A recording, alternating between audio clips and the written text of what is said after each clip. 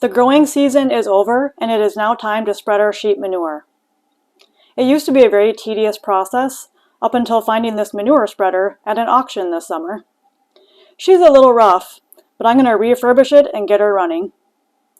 I'll show you how I wrap up the gardening season and prepare the soil for winter. The first step is tearing down the trellises that we use to support beans, cucumbers, or gherkins. Next, we chop down all of the corn. And for the tomatoes, we tear down all of the Florida weave twine that we use to support them, including removing all of the metal T-posts. Next, we need to chop up all of the dead plants.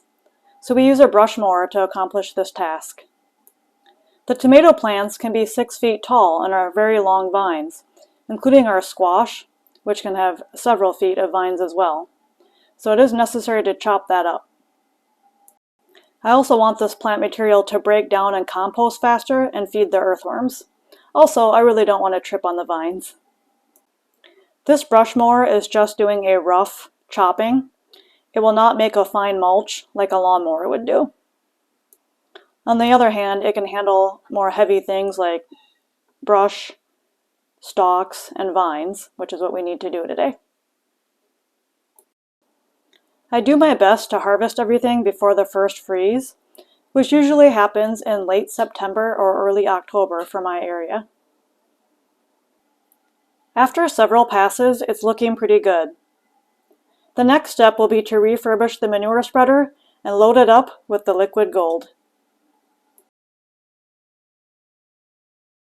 Since we're not a large sheep operation, it didn't make sense to invest in a new spreader. So I was very excited to find this one at an auction.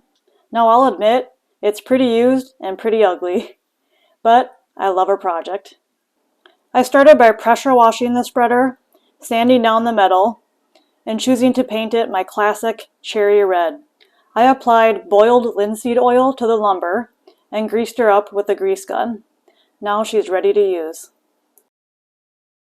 To load the manure, Matt is scooping it up with the skid loader bucket. Meanwhile, I'm sitting in the tractor with the spreader, and I'm driving it either forward or backward to help line it up with the bucket.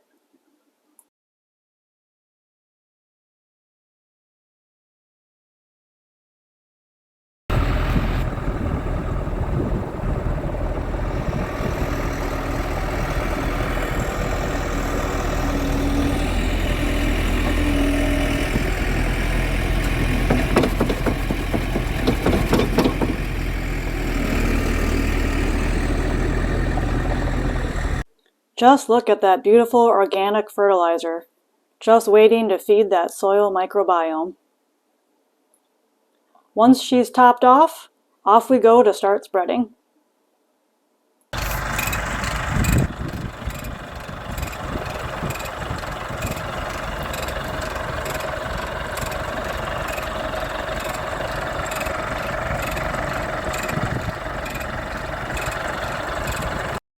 If you're wondering why this manure does not look very aged or composted, you're right, it's not. Typically, we will age our manure for 12 months before using it. This year, we used our aged manure and we spread it on our alfalfa field. So this is what we had left over. Plus, I didn't want to wait a whole year to try out my new spreader, especially after putting all that work into it.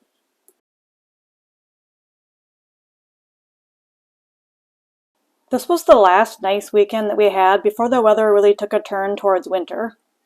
It was very sunny that day, but it was also very windy, which made for interesting taping. Needless to say, I wanted to keep my mouth shut and not be downwind. To explain how the manure spreader works, it is PTO driven. There are chains and bars that are rotating along the bed of the spreader. That is how the manure is spread towards the rear, or moved towards the rear. Meanwhile, the forks on the end are flicking the manure out. I was so happy with how evenly it was spreading. I used to do this with a skid loader bucket, and I was not very even with it. Also, it was so much faster. In the end, I think it took about 4 loads to complete this garden. I'm so thankful for the manure that our animals provide for us. It has really helped improve the texture of our clay loam soil.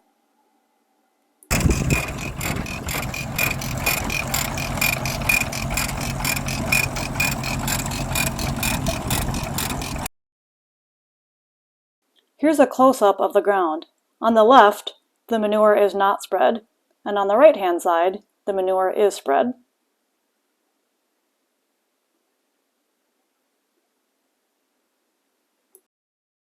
Next, we are plowing the manure under.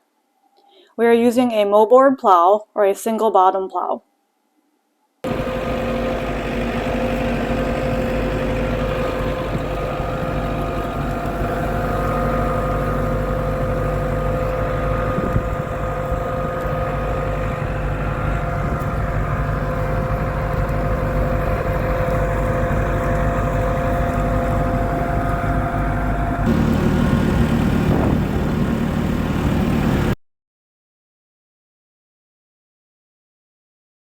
The nutrient content of your manure depends on many factors, including the animal species, the livestock diet, livestock housing and bedding, manure storage and handling, and dilution from water.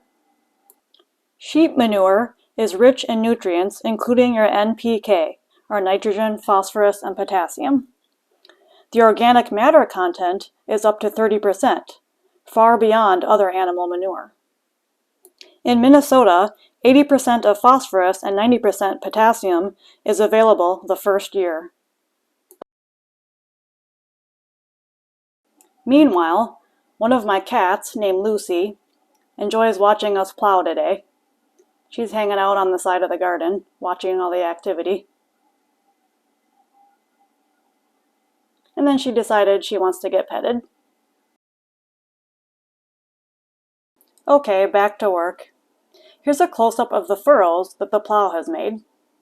According to the University of Minnesota Extension, when broadcasting either liquid or solid manure, incorporate them as soon as possible to reduce gas losses. Now they're referring to ammonia gas via volatilization, or the inorganic nitrogen. Here's the finished job. The final step is bring in the cleanup crew. Shetlands get first dibs.